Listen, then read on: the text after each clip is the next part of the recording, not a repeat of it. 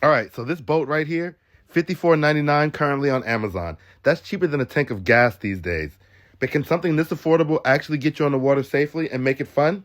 Let's find out today. Out on the lake, we're going to give you a full review of the Intex Challenger 2 inflatable boat. Let's go.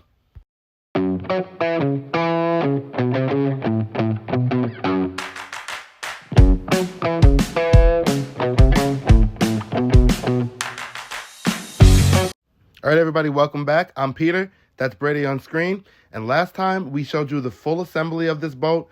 And today, we're going to go ahead and put it out and test it in the real world. If you're interested in the assembly of this boat, I'll leave a link in the description below. That way you can check out the video on assembling it. So first up, the build of the boat. The build is surprisingly decent. You have a very thick vinyl, welded seams, and it's light enough to carry even when it's fully inflated with one or two people. It's got two Boston valves that make it easy to inflate and deflate. And if you have a good pump, which it does not come with, it comes with a manual pump, then it's good to go.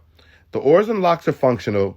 The included oars are okay. They're not really great. They're not terrible. They do move you around, so they do what they're supposed to do.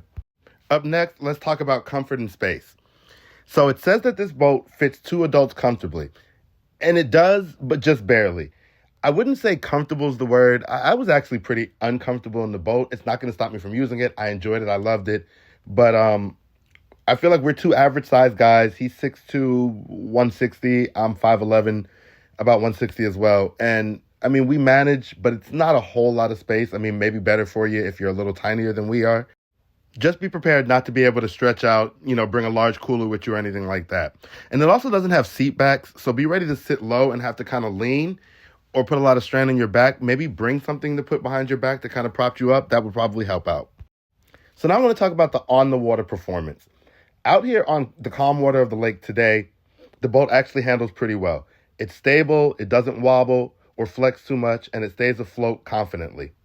The oars work, like I said earlier, but they are small. If you're planning longer trips, I would definitely say upgrade your oars. But on a short trip, quick day on the lake, not too much. The oars, they're decent enough. Also, it's a bit of sail in the wind. You'll drift if you stop rowing.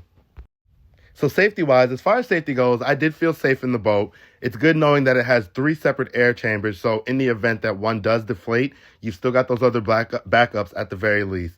That's the key for inflatable anything. You don't want just one inflatable structure. And, of course, in the event that you do lose air, puncture it, you do get a patch kit. But don't treat this like a whitewater raft. It's good for calm lakes, not rivers or rough waters. This is great for lakes, ponds, pools. You definitely, don't want to take it out and overdo it in this one. So now I just want to break it down and do our pros and cons of the boat overall. What we like, what we didn't like so much. So pros. It's definitely affordable. $54.99, you really can't beat that. It's definitely another pro. It's lightweight. It's portable. It's easy to inflate and set up as well as to deflate. It's surprisingly stable on calm water, and it's definitely great for beginners or casual use.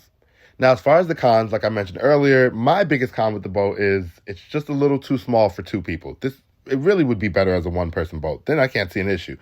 And the oars are a little weak, but like I said, they're not terrible. Another con is that in strong wind or strong current, it's going to be hard to control, especially with the oars that come with it. And the last con that I think we had was that there's no storage space. We did eventually take the fishing poles out, but you can't really get much else out there on the boat with 2 people on it other than that. And maybe the lack of seat support. That would probably be the ultimate con that I had on it. Again, I feel like if you go into this purchase knowing exactly what it's built for and what it's not built for, it's an excellent choice for $54.99. If it stays that price, I definitely can't complain. And so that pretty much wraps up our real-world review of the Intex Challenger 2. If you are interested in the boat, there'll be a link below. You can click that and check out the boat. Like I said, if you're just trying to get out on the water, relax, and enjoy boat life without the heavy cost, I think this is a really fun and inexpensive place to start. Again, I mentioned, check out our assembly video if you haven't. It's in the description below.